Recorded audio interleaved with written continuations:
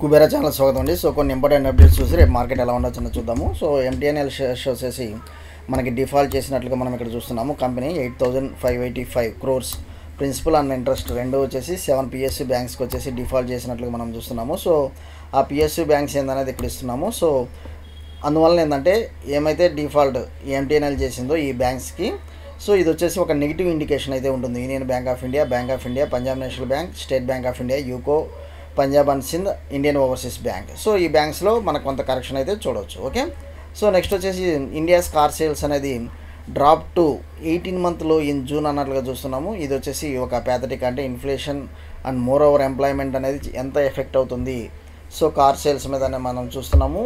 ఎవరైతే ప్రస్తుతం ఎంప్లాయ్మెంట్ ఉందో, ఎవరైతే ఇన్కమ్ సో ఎవ్రీ శాలరీ మీద డిపెండ్ అయి ఉంటున్నారో వాళ్ళు వచ్చేసి తన యొక్క రూపాయి అనేది చాలా జాగ్రత్తగా ఖర్చు పెట్టుకోండి. ఓకే, నెక్స్ట్ అనిల్ అంబానీ యొక్క మనకి టర్నే మారిపోయింది అన్నట్లు చూస్తున్నాము. ఆఫ్టర్ మనకు వచ్చేసి లోన్స్ వేవ్ ఆఫ్ వల్ల రిలయన్స్ ఇన్ఫ్రా ఒకటి, ఆర్ పవర్ ఒకటి చాలా అగ్రెసివ్గా మనకు వచ్చేసి మంచి రిటర్న్స్ అయితే ఇస్తున్నాయి.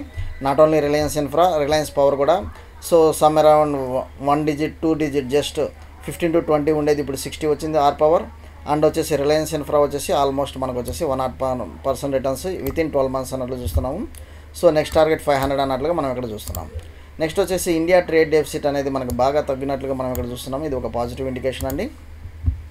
అండ్ మనకు వచ్చేసి రిటైల్ ఇన్ఫ్లేషన్ అనేది 6 months లో అన్నట్లుగా మనం ఇక్కడ చూస్తున్నాము. ఓకే, సో ఫుడ్ ప్రైజెస్ అనేది బాగా మనకు తగ్గుతున్నాయి, అందువలన వచ్చేసి ఇన్ఫ్లేషన్ అనేది మనకు బాగా పడింది. సో ఈ రెండు మనకి ట్రేడ్ డెఫిసిట్ కానివ్వండి, ఇన్ఫ్లేషన్ అనేది మనకి ఒక గుడ్ న్యూస్గా మనం ఇక్కడ చూడవచ్చు. ఓకే, సో ఒకసారి మనకు వచ్చేసి మనకి ఈరోజు ఎలా ఉండొచ్చు, రేపు ఎలా ఉండొచ్చు అనేది ఒకసారి మనం చూద్దాము.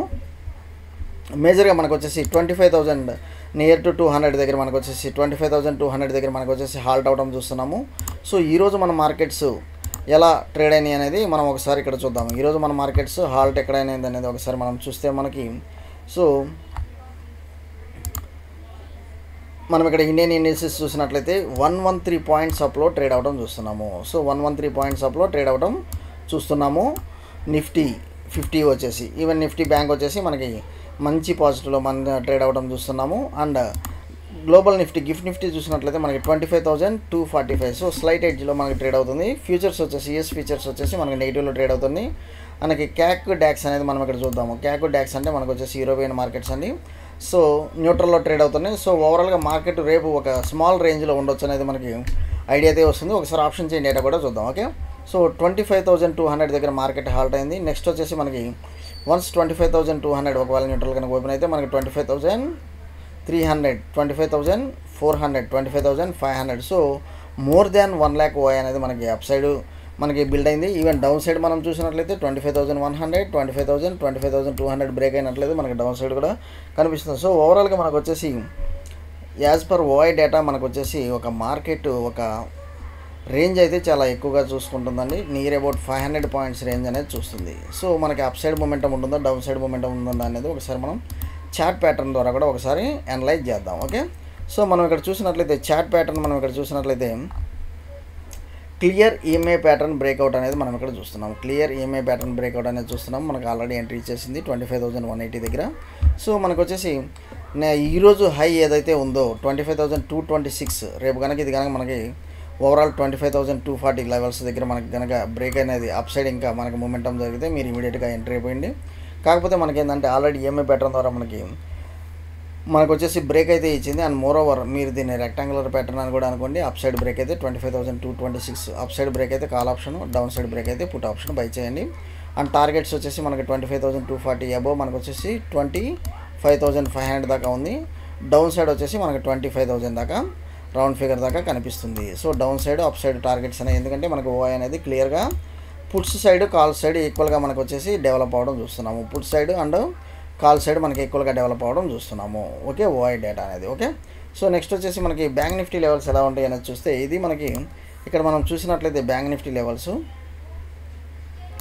ఓవరాల్గా మనకి బ్యాంక్ నిఫ్టీ లెవెల్స్ చూసినట్లయితే ఇది కూడా ఒక ఈఎంఐ ప్యాటర్న్ ఇక్కడ బ్రేక్అవుట్ అయితే ఇచ్చింది. సో ఈఎంఐ ప్యాటర్న్ బ్రేక్అవుట్ అయితే ఇచ్చింది. స్టాప్ లాస్ అనేది మనకు క్లియర్గా కనిపిస్తుంది 56,900 లెవెల్స్ దగ్గర. వన్స్ మనకి సో యాజ్ లాంగ్ యాజ్ నాకు ఈ లెవెల్స్ బ్రేక్ అవునంత వాటికి నేను అప్ సైడ్ మూమెంటం చూస్తున్నాము. కాకపోతే మనకి అగ్రెసివ్గా మనకి ట్రేడ్ ఎప్పుడు తీసుకోవాలంటే మాత్రం 57,120. సో రేపు ఒకవేళ ఈ లెవెల్స్ కనుక ఓపెన్ అయితే మనకి అప్ సైడ్ మూమెంటం 57,120 క్రాస్ అయితే 57,500 అనేది ఇమీడియట్ టార్గెట్ అనేది పెట్టుకోండి. లేదు డౌన్ సైడ్ అయితే మాత్రం మనకి డౌన్ సైడ్ సిగ్నలింగ్ 56,900 బ్రేక్ అయితే మాత్రం మనకి 56,500 లెవెల్స్ అయితే పెట్టుకోండి. ఓకే, సో ఫస్ట్ టార్గెట్ మీరు ఎక్కడ తీసుకుంటారు? ఫస్ట్ టార్గెట్ 56,820, నెక్స్ట్ వచ్చేసి మనకి 56,700, దెన్ వచ్చేసి మనకి 56,500 లెవెల్స్ దాకా మనం చూస్తున్నాము డౌన్ సైడ్. ఓకే, సో మనకు వచ్చేసి కొన్ని అప్స్ అండ్ డౌన్స్ అనేది జరుగుతుంది. అండ్ మోర్ ఓవర్ మనకి ఈ రిజల్ట్స్ అనేది వస్తున్నాయి. ఎప్పుడైతే రిజల్ట్స్ అనౌన్స్ చేస్తున్నారో ఆటోమేటిక్గా మనం ఆ రిజల్ట్స్ వచ్చేసి వాట్సాప్ గ్రూప్ ద్వారా పింగ్ చేస్తున్నాను. మీరు వాట్సాప్ గ్రూప్ జాయిన్ అవ్వకపోతే వాట్సాప్ గ్రూప్ అయితే జాయిన్ అవ్వండి, ఎందుకంటే రిజల్ట్స్ వచ్చేసి మనం వాట్సాప్ గ్రూప్ ద్వారా డిస్కస్ అయితే చేస్తున్నాం. ఓకే, సో థ్యాంక్ యూ అండి. Follow for important updates Kubera channel.